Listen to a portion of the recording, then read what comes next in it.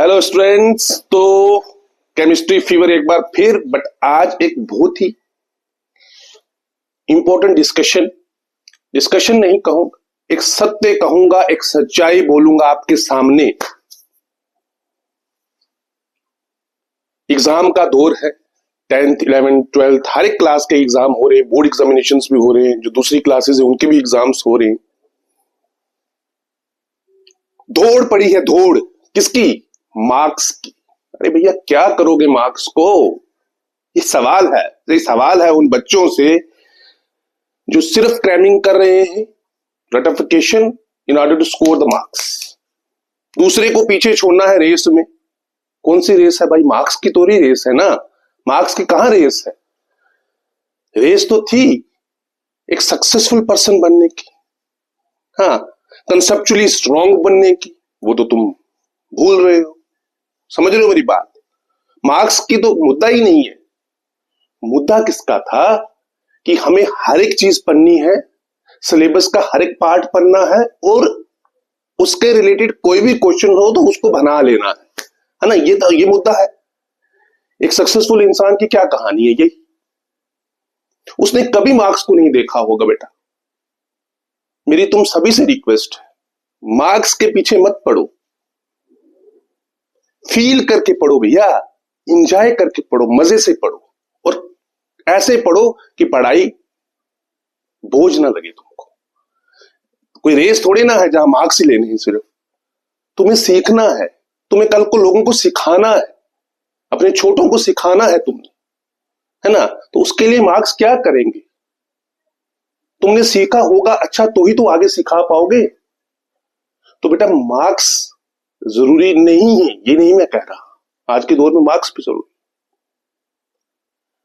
But conceptual knowledge जो है वो बहुत जरूरी है। अगर तुम्हारे पास मानो कंप्लीट नॉलेज और किसी वजह से तुम्हारे मार्क्स 5-7% कम आ भी गए, तो तुम्हारी जो सक्सेस की जर्नी होगी ना, उस पर कोई फर्क नहीं डालने वाले बेटा। तुमको जहां पहुंचना है तुम पहुंच जाओगे, है ना।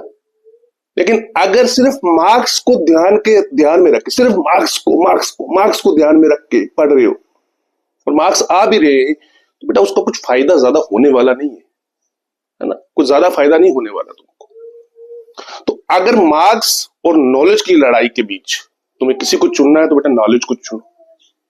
नहीं कर पा रहे तुम टॉप तो कोई बात, हाँ, टॉपर बाद में मैंने पीछे होते भी देखे। और क्लास का जो बहुत एवरेज बच्चा होता है, जो पढ़ाई को बड़े मजे से पढ़ता है, लास्ट में जाके एक दौर में जाके तो बहुत दूर पहुंच जाता है। तो इट्स ऑल अबाउट कि आप फील कैसा करते हो। क्या अपने आप को आपने झोंक दिया है पढ़ाई में? हाँ? कहते ना लगन लगाना, तो क्या आपने पढ़ाई के साथ लगन लगा ली? हाँ, जब इस तरीके की स्थिति, तो एक स्थिति थी कि तुमने पढ़ना शुरू किया, हाँ भाई पेरेंट्स हैं, पढ़ना शुरू किया, मार्क्स तुम्हें भी खुद लगने लगा कि मेरे साथ वाले के ज्यादा मार्क्स ना आ जाए, पेरेंट्स का भी दबाव है कि रिलेटिव्स में उसके मार्क्स ज्यादा आ गए, तो दौड़ पड़ गई। इस दौड़ से बाहर निकलो भाई, सीखो। अच्छा सीखोगे तो मार्क्स तो ऑटोमेटिकली आ ही जाने हैं। सिर्फ मार्क्स के पीछे जाके क्रैम करोगे चीजों के तो नॉलेज को पीछे छोड़ दोगे, और एक बार नॉलेज पीछे छूट गई ना तो फिर टाइम कवर अप नहीं होता, याद रखना। तो अभी जो बच्चे 9th या 10th में है, मैं उनको फिर बोल रहा हूं अभी कि आने वाले साल बहुत कीमती हैं। हर एक टॉपिक इंपॉर्टेंट होता है, हर एक टॉपिक को पूरे ध्यान से, पूरी लगन लगा के बेटा पढ़ो, ठीक है। और एक सक्सेसफुल पर्सन तभी बन पाओगे। अदरवाइज मार्क्स को क्या करोगे यार? क्या ही करोगे मार्क्स को? मुझे इतना बता दो कोई, है ना। तो marks hardly matters, but marks also matters, ये मैं कहूंगा। तभी मार्क्स मैटर करेंगे कि आपको नॉलेज पूरी है, और फिर देखेंगे marks should not be priority. मेरा कहने का मतलब है प्रायोरिटी क्या होनी चाहिए? नॉलेज। तो चलिए, मुझे उम्मीद है कि तुम इसको, वैसे तो मैंने बड़ी बार अपनी क्लास में ये कहा भी है और आज भी कह रहा हूं कि भैया तुम मार्क्स के पीछे मत भागो। बहुत से पेरेंट्स को भी रिक्वेस्ट करा कि बच्चों को कोई प्रेशराइज मत करो उनको कि मार्क्स लेने। अरे जाओ, जी लो जिंदगी, ठीक है, एंजॉय करो, नॉलेज